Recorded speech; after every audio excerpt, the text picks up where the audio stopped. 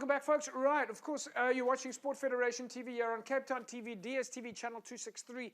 In case you missed our recent interview with the president of Western Cape Bowls, Graeme Kemp, he was in studio with us about 2 weeks ago. We thought we'd bring you that one more time. Graeme, welcome to Sport Federation TV. Thank you, JP. Good to be here. Yeah, like I said, it's not your first time here. Absolutely. Yeah.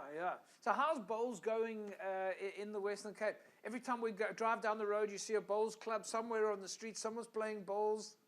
Bowls are actually, over the last couple of years, has grown, okay? And not only grown in the normal way, but it's grown with the younger folk. Yeah. So gone are the days when you only found people maybe from 40 to 60 years of age of playing bowls. It's now, they're starting as early as 8 years of age. And every club has got at least 2 or 3 that are in their teens that are playing. So what changed? Because 10 years ago, bowls was saying, well, you're struggling to get members, you're struggling to grow the sport. Now bowls is growing and you've got a wide variety of people trying it. Do you think that the public have decided, let's try something different? Or how did it jump? I believe that we relaxed it, and therefore no more having a specific uniform to come and play bowls. Okay. I believe that the people then said, well, we can go along there and play exactly the way I'm dressed here today. Yeah. And made them feel that they were part of playing bowls rather than going there and being governed by regulations. Right. A lot of the regulations have changed. And there's also been a lot of exposure for bowls. I mean, you guys have had some huge international success in the last few years.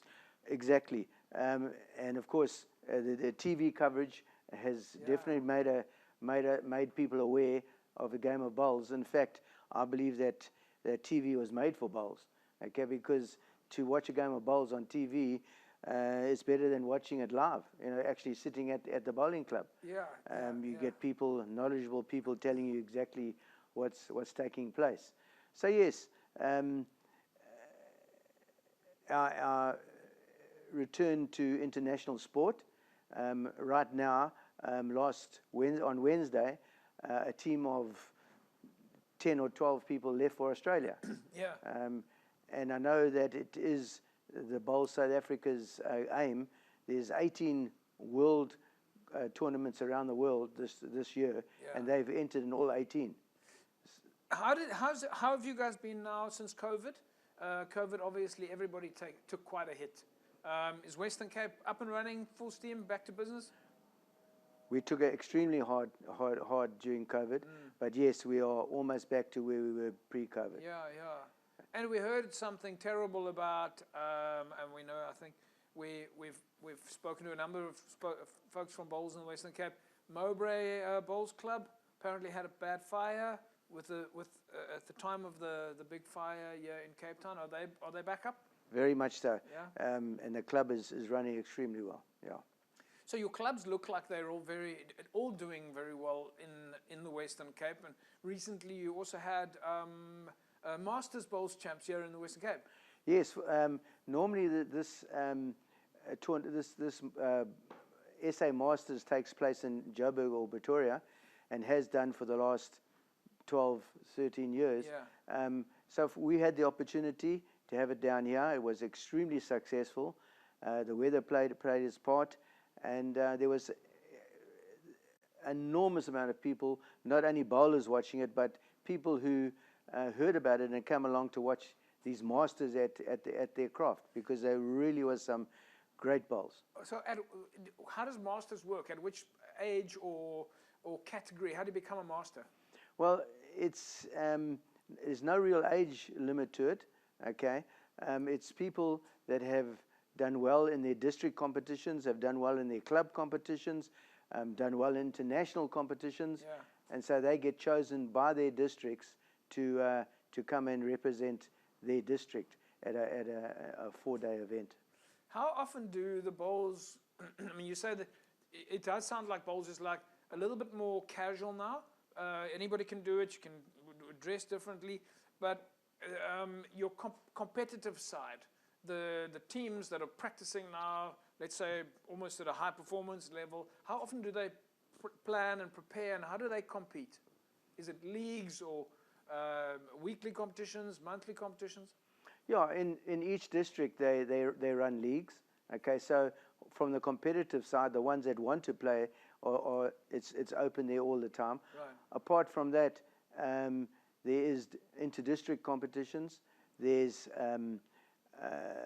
provincial competitions. Yeah. There's club competitions, and then district competitions as well. So yes, the calendar is extremely full, particularly at this time of the year. Yeah. So any time between November, I'm talking about the Western Cape now, from November through to about July, there's hardly a weekend where a competitive bowler isn't playing somewhere. What's the next event for you guys now? Which comes next after the Masters?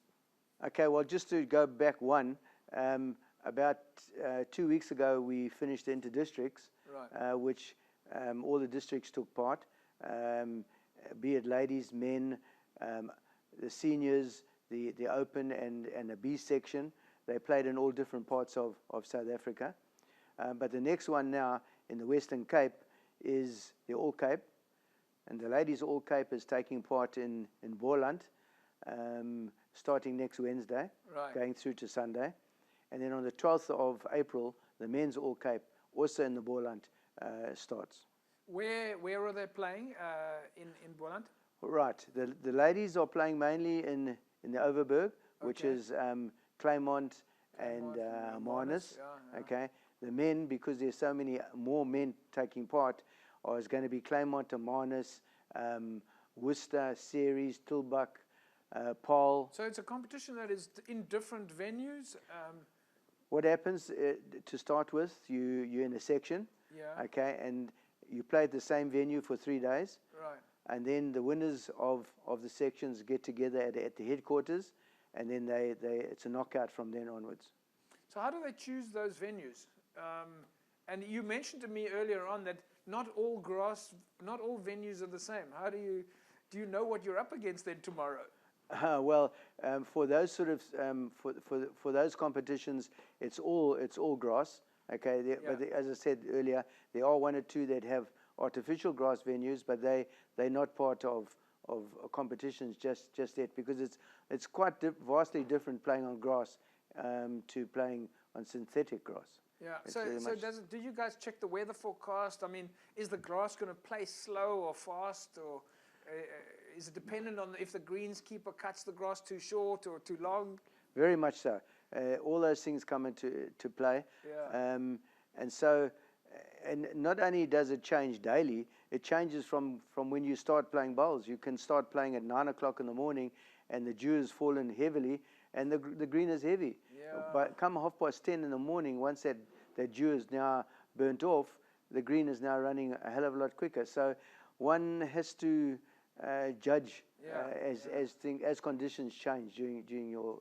So similar to when a golfer is on a putting green, in the morning it's slow, and then a little bit later in the day it's a bit faster. 100%. Yeah. 100%. Graeme, it's been great having you in studio. Fantastic stuff with Western Cape Bowls.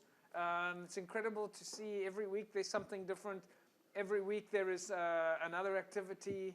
A new move for people who have got even doing things like team building sessions at a bowling club is quite exciting. And yeah, I think with you guys, the sky's the limit.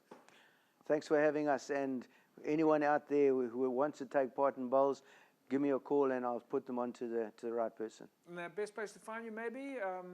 Website, Facebook? We obviously can't give out your personal email and cell phone number, but... You're on the website. Yeah, website. Yeah.